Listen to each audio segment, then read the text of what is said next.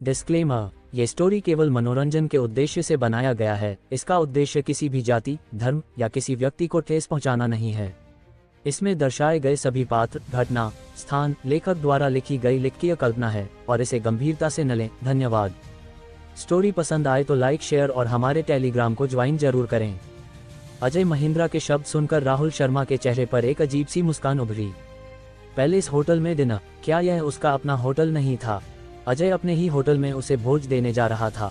संजय मेहता ने राहुल के चेहरे की हल्की चमक को नजरअंदाज करते हुए चापलूसी भरे लहजे में कहा, महिंद्रा साहब, मेरी गाड़ी सामने है, आपको पैलेस होटल छोड़ दूं। अजय ने हाथ हिलाकर मना किया और अपनी कार की चाबी निकालकर बटन दबाया। दूर खड़ी लाल पोर्श 911 की टेललाइट्स चमकी और हल्की सी बीप की आवाज गूंजी। संजय ने फिर तारीफ की, पोर्श 911, वाह महिंद्रा साहब, कमाल है। अजय के चेहरे पर गर्व की मुस्कान लौट आई। उसने अनन्या शर्मा की ओर देखकर कहा, अनन्या, अभी तो जल्दी है, भूख लगी होगी। मेरी पोर्श 911 तेज और सुरक्षित है, मैं तुम्हें पैलेस होटल ले चलता हूँ। अनन्या ने हल्के से जवाब दिया, मुझे अभी भूख नहीं, मैं अपने बॉयफ्रेंड की गाड़ी से जाऊंगी। बोलते हुए उसका चेहरा शर्म से लाल हो गया। बॉयफ्रेंड शब्द अभी भी उसे असहज कर रहा था। वह जल्दी से राहुल की सेंट्रो के को ड्राइवर सीट पर बैठ गई। राहुल बिना हिचक ड्राइवर सीट पर आया। अजय ने सेंट्रो के साधारण रियर और खिड़की में अनन्या के खूबसूरत चेहरे को देखा। उसकी आंखों में जलन भड़क उठी।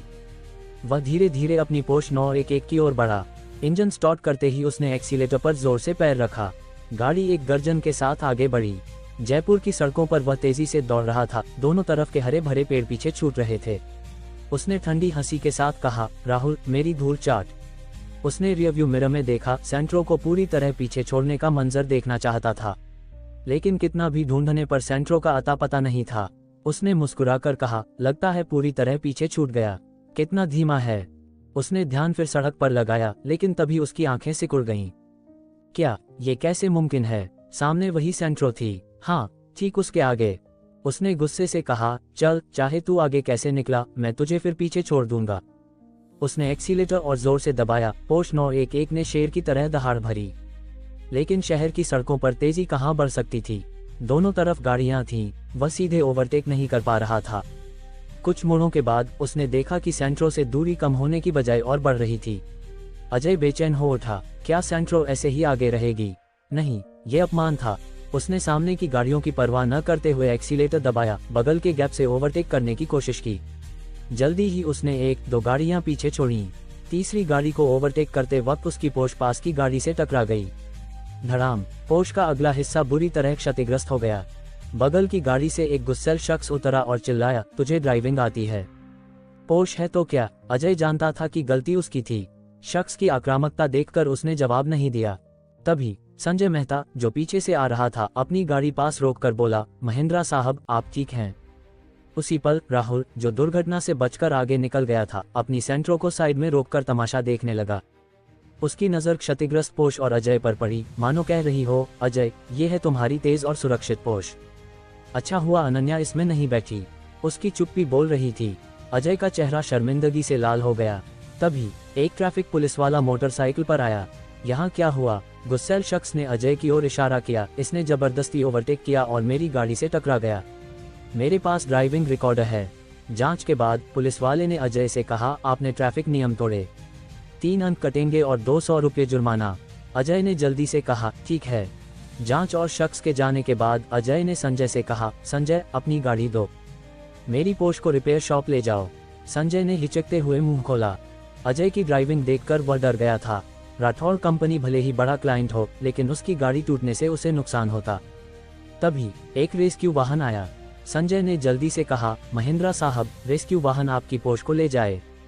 अजय ने बिना सोचे हामी भरी। इस तरह रेसिंग और दुर्घटना का अंत हुआ। जब अजय, राहुल और बाकी लोग पैलेस होटल पहुंचे, लॉबी में 2 ब्रांडेड सूट पहने युवक, रवि सक्सेना और दीपक गुप्ता, इंतजार कर रहे थे। संजय ने उत्साह से कहा, सक्सेना साहब, गुप्ता साहब, नमस्ते। लेकिन दोनों ने उसे हल्के से देखा और जवाब नहीं दिया। रवि ने नाराजगी से कहा, अजय, क्या बात है, इतनी देर? दीपक ने जोड़ा, हाँ, हम कब से इंतजार कर रहे हैं। अजय ने शर्मिंदगी के साथ कहा, सॉरी, कुछ हुआ था, माफी के लिए मैं बाद में बड़ा गिलास पीऊंगा। दोनों ने संतुष्टि जताई। अजय ने सबको रिसेप्शन की ओर ले जाया, राहुल को उकसाती नजरों से देखते हुए, मानो कह रहा हो, आज तुझे असली शान दिखाऊंगा। उसने रिसेप्शनिस्ट से कहा, हमें एक प्राइवेट कक्ष दो। रिसेप्शनिस्ट ने माफी मांगते हुए कहा, सॉरी, सभी कक्ष बुक हैं। अजय ने अफसोस जताया और बोला, तो हॉल में बैठें। तभी तेज कदमों की आवाज आई। एक उत्साहित आवाज गूंजी, आप लोग आ गए। सबने पीछे मुड़कर देखा। वेटर ने आदर से कहा, नमस्ते जनरल मैनेजर। अजय, रवि और दीपक चौंके। पैलेस होटल का जनरल मैनेजर। ये जयपुर का सबसे शानदार होटल था, जिसकी कीमत शायद 10 अरब से ज्यादा थी। इसका मैनेजर कोई साधारण शख्स नहीं था। उनके माता पिता भी शायद इसके सामने छोटे पड़े। लेकिन राहुल का चेहरा शांत रहा। उसने कहा, वेटर ने कहा कि साधारण कक्ष नहीं है ना। सुना है पैलेस होटल में बड़े लग्जरी कक्ष भी हैं। आज अजय भोज दे रहा है। वह राठौड़ कंपनी का मालिक है, पैसे की कमी नहीं, बचत की जरूरत नहीं। विकास मेहता, होटल का जनरल मैनेजर, एक अनुभवी शख्स था। राहुल के शब्दों से उसने तुरंत समझ लिया कि शायद अजय से कोई तनातनी है और राहुल अपनी पहचान छिपाना चाहता है। उसने कहा, महेंद्रा साहब, हमारे 66वें माले पर एक लग्जरी कक्ष है।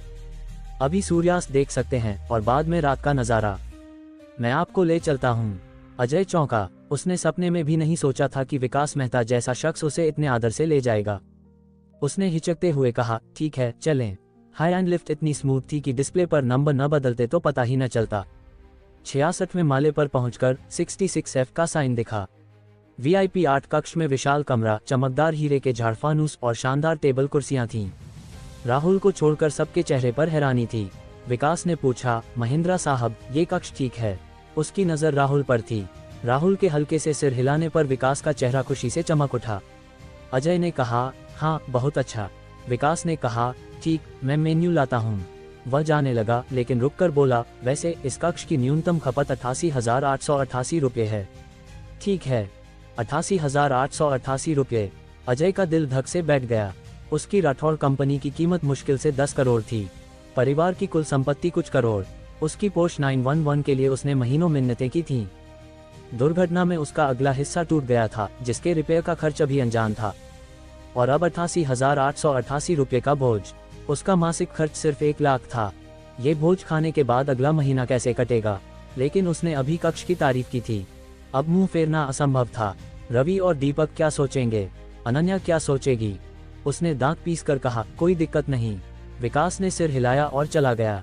संजय ने तुरंत तारीफ की, 88,888 रुपये का कक्ष, मैंने तो कभी सुना भी नहीं। आज आंखें खुल गईं। महेंद्रा साहब, आप कमाल हैं।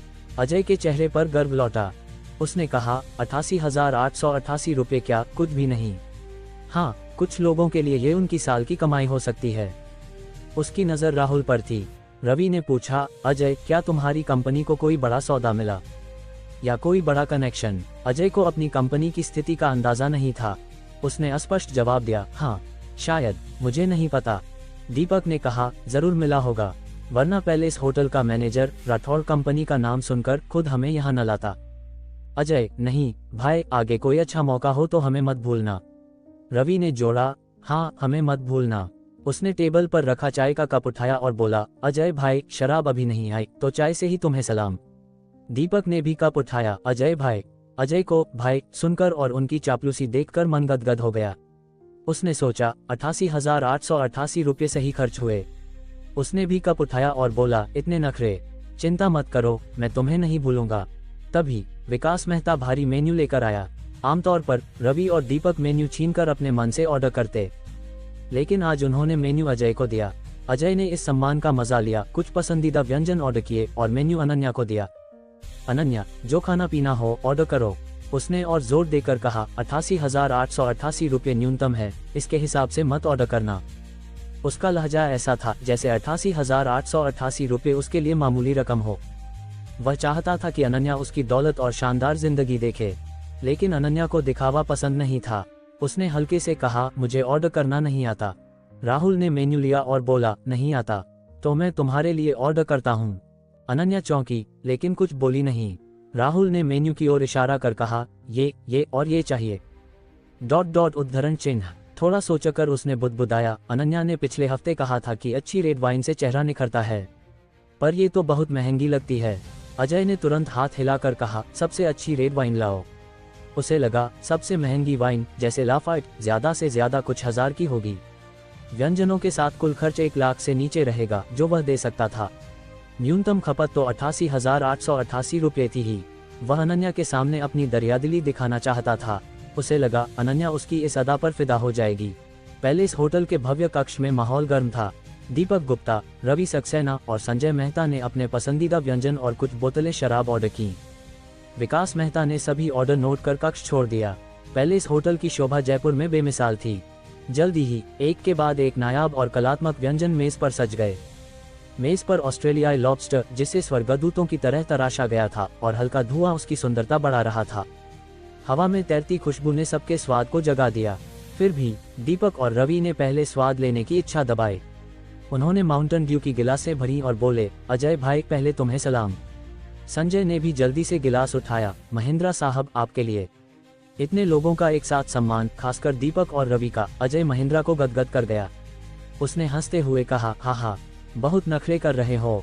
उसने भी गिलास भरा और बोला, चलो सब मिलकर पीते हैं।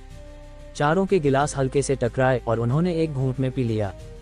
अजय ने मेज पर स्वर्गदूतों की तरह तराशे लॉबस्टर की ओर देखा और अनन्या शर्मा से कहा, अनन्या ये व्यंजन शानदार है, जरा चखो। संजय ने तुरंत जोड़ा, अनन्या, महेंद्रा साहब तुम्हारा इतना ख्याल रखते हैं, उनका शुक्रिया तो बनता है। अनन्या अजय को नजरअंदाज करना चाहती थी, लेकिन संजय की बात सुनकर उसे बोलना पड़ा, थैंक यू महेंद्रा साहब। उसने चॉपस्टिक्स उठाई और झींगा का छोटा टुकड़ा मुंह में डाला। अजय ने हंसकर कहा, मुझसे इतनी औपचारिकता क्यों?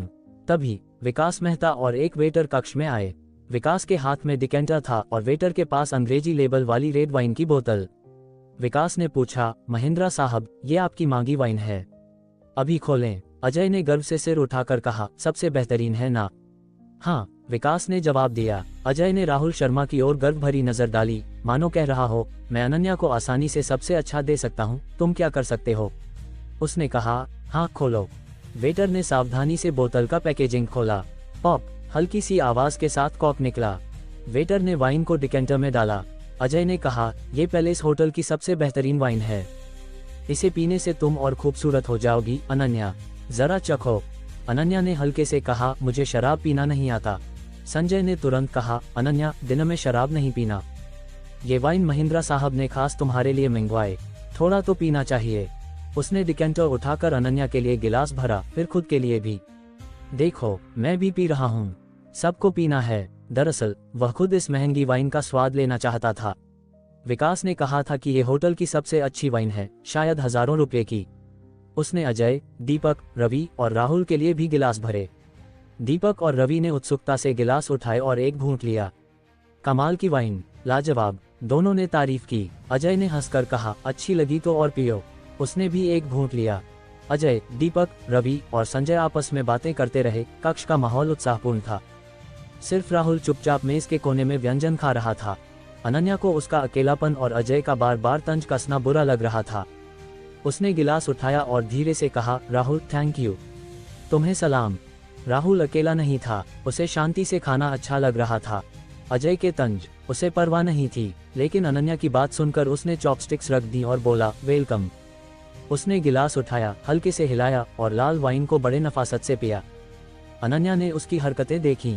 राहुल की सादगी में एक अजीब शालीनता थी। वह साधारण कपड़ों में नहीं, बल्कि किसी शाही सूट में लंबी मेज पर अकेले वाइन का स्वाद लेते राजकुमार सा लग रहा था। उसकी हरकतें इतनी रईसी भरी थीं कि अनन्या ठिठक गई। कौशल, शराब का सज्जन, आकर्षक। वाइन पीकर राहुल ने हल्के से सिर हिलाया। मखमली स्वाद, मीठा और गहरा, वाकई शैटो मार्गो की बोतल। उसने बोतल नहीं देखी थी, लेकिन शराब के सज्जन कौशल ने उसे एक घूंट में वाइन की पहचान बता दी। कुछ सूप पीने के बाद राहुल को वॉशरूम जाना पड़ा।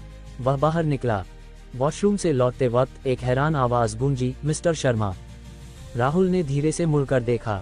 थोड़ा याद करने पर उसे अंदाजा हुआ, कुछ समय पहले अजय महेंद्रा और अनिल मल्होत्रा के न्योते पर वह जयपुर इंटरनेट सम्मेलन में गया था। दोनों ने खुद उसका स्वागत किया था। उस वक्त यह मध्यम आयु का शख्स उनके बगल में बैठा था। राहुल ने उसे पहचान लिया, पर नाम याद नहीं था। उसने हल्के संकोच से पूछा, आप हैं? शख्स ने उत्साह से कहा, मिस्टर शर्मा, मैं जयपुर इंटरनेट सम्मेलन में मिला था।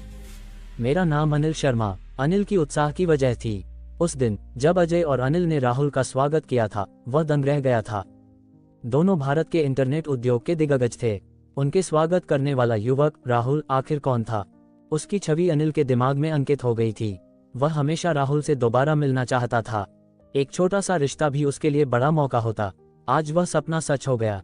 राहुल ने शांत स्वर में कहा, अनिल जी नमस्ते। अनिल का चेहरा खुशी से लाल हो गया। राहुल ने उसका अभिवादन किया। राहुल ने कुछ और बातें की और कक्ष की ओर बढ़ गया। अनिल ने आदर से उसे जाते देखा। कक्ष में घुसने के बाद उसे याद आया कि वह बिजनेस कार्ड देना भूल गया। उसने जल्दी से अपने कक्ष की ओर कदम बढ़ाए, गिलास और माउंटेन ड्यू की बोतल उठाए और राहुल के कक्ष में टोस्ट करने की सोची ताकि कार्ड दे सके। उधर राहुल के कक्ष में अजय, दीपक, रवि और संजय शराब और बातों में मस्त थे। तभी बाहर से खटखट की आवाज आई। अजय ने हैरानी से कहा, क्या कोई व्यंजन बाकी है? अंदर आओ। दरवाजा खुला और अनिल शर्मा एक समूह के साथ गिलास और माउंटेन ड्यू की बोतल लिए मुस्कुराते हुए अंदर आया।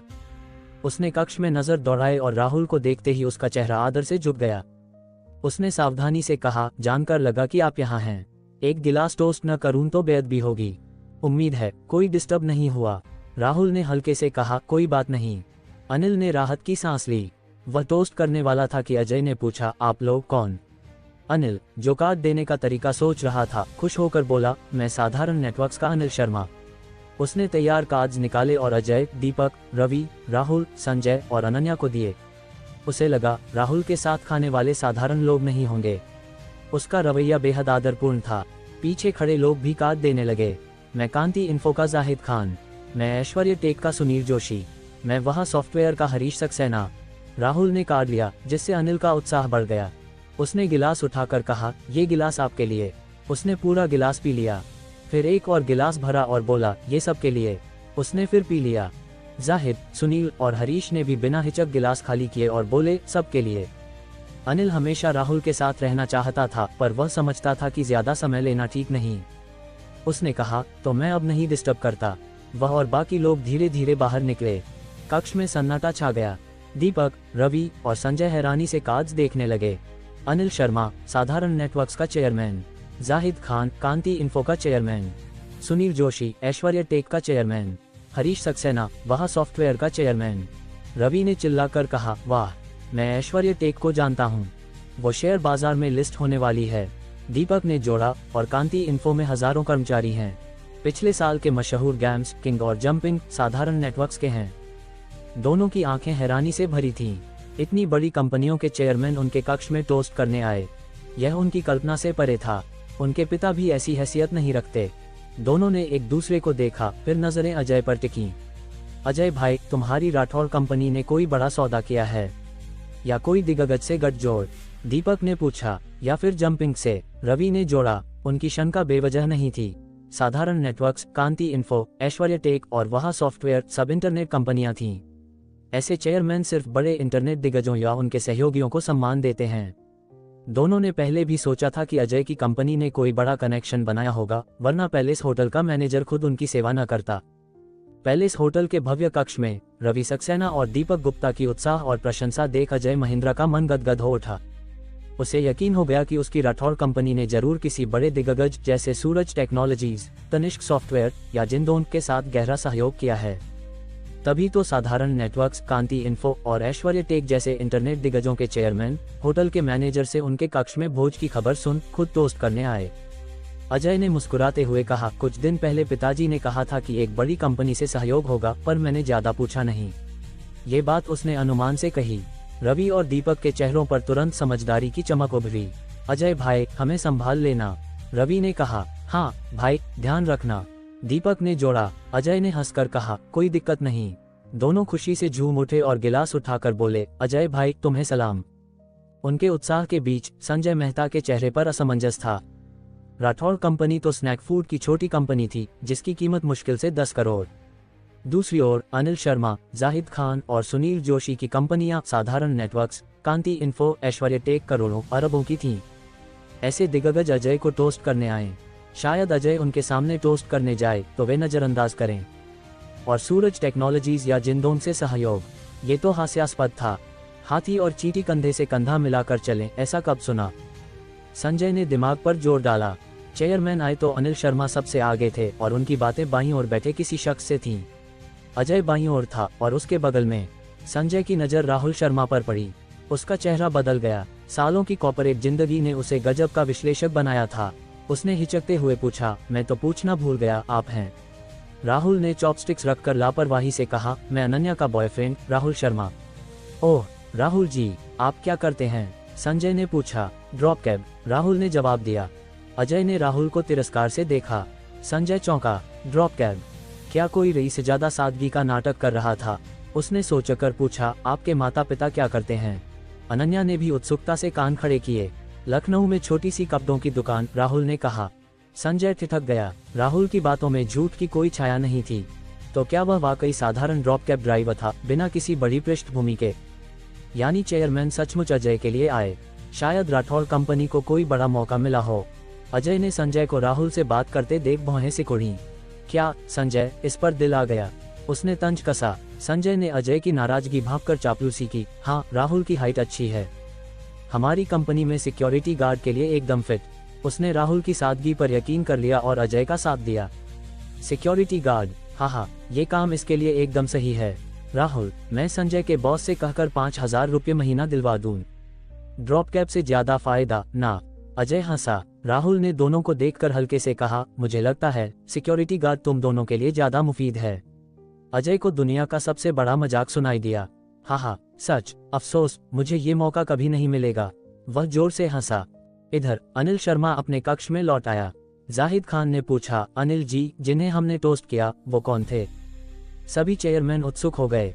कक्ष में ज्यादातर लोग युवा थे और संजय तो साधारण मैनेजर लगता था। अनिल के दिमाग में जयपुर इंटरनेट सम्मेलन का दृश्य उभरा, जब अजय महिंद्रा और अनिल मल्होत्रा ने खुद राहुल का स्वागत किया था। राहुल का कार्ड स्वीकार करना उसे रोमांचित कर रहा था। अगर राहुल उसमें रुचि ले ले तो ये बड़ा मौका होगा। उसने उत्साह से कहा, आप सब जयपुर इंटरनेट सम्मेलन में थे ना? हाँ, सभी ने जवाब दिया। उनकी उत्सुकता बढ़ गई। अनिल ने कहा, याद है जब अजय और अनिल मंच पर बोल रहे थे और अचानक उतरकर एक युवक से मिले, उससे हाथ मिलाया। सभी की आंखें सिकुड़ी। आपका मतलब? अनिल ने सिर हिलाया। वही सफेद कपड़ों वाला राहुल शर्मा। सभी ने सांस खींची। अजय और अनिल जैसे दिग्गजों का स्वागत पाने वाला शख्स कोई साधारण नहीं हो सकता। सम्मेलन में वे दूर थे, राहुल का चेहरा साफ नहीं देख पाए थे, पर उसकी चर्चा से वाकिफ थे।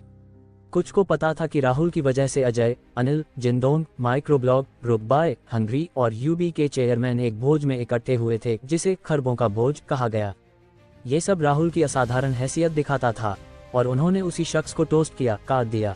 सोचकर ही वे रोमांचित हो उठे। उधर VIP 8 कक्ष में अजय, रवि, दीपक और संजय खाने और बातों में मस्त थे।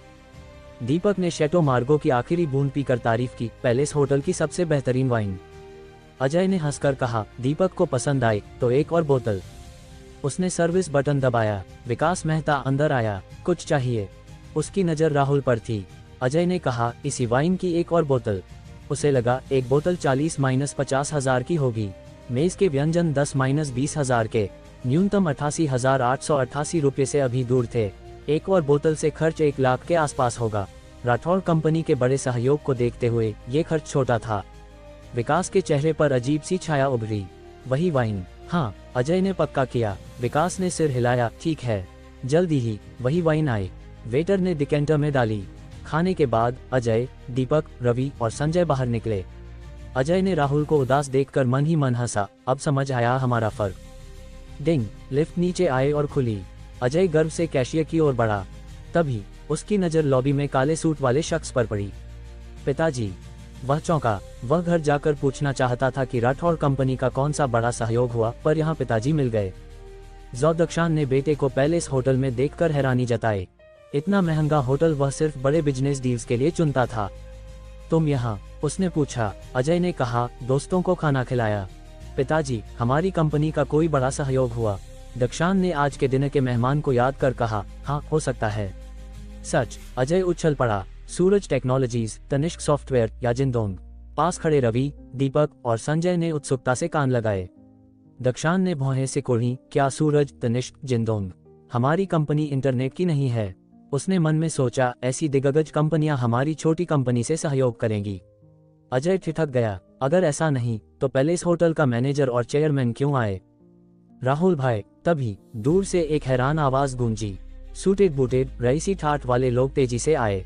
मेहता मेडिसिन्स के युवा मालिक रवि मेहता, श्यामपुर थोक बाजार के चेयरमैन रमेश यादव, संजय मेहता और अनन्या की कंपनी के चेयरमैन सागर गुप्ता थे। आवाज रवि मेहता की थी।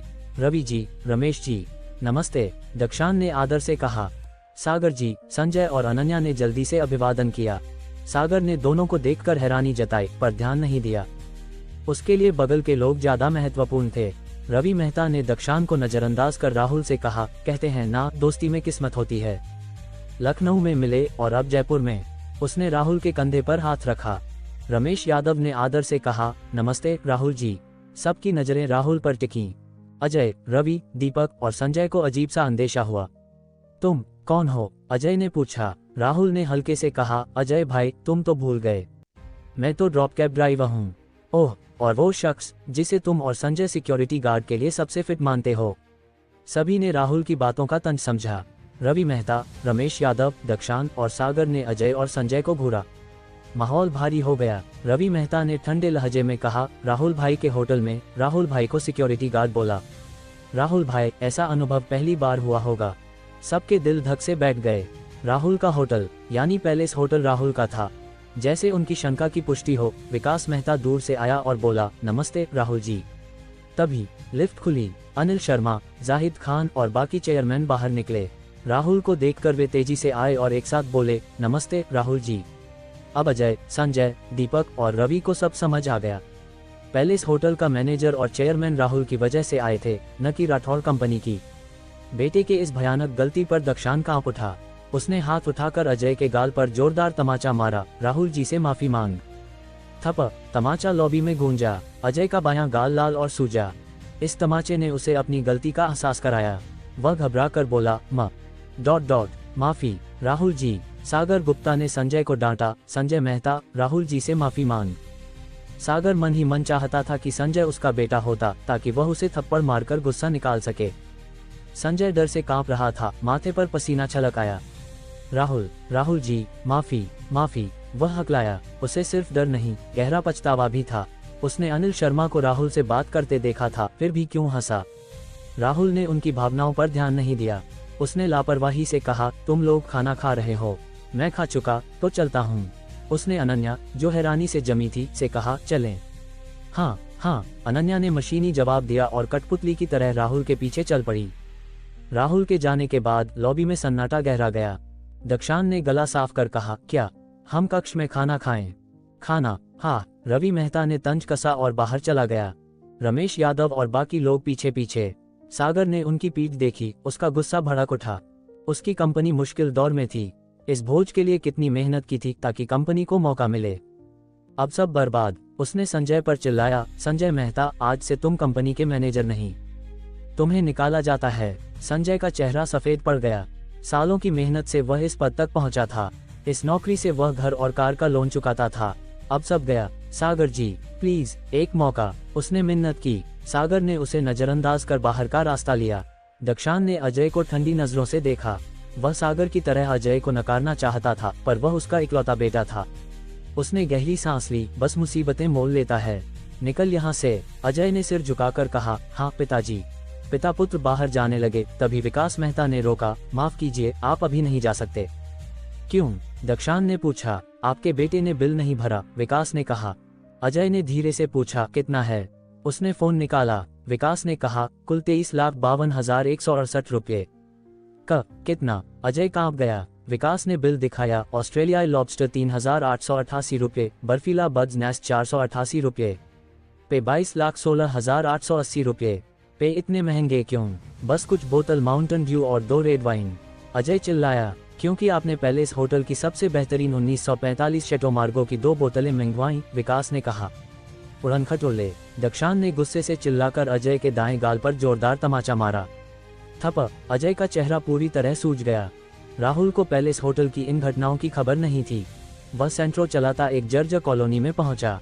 परिचित इमारतें देखकर उसके चेहरे पर अजीब सी छाया उभरी। सिस्टम मिलने से पहले वह यहीं रहता था।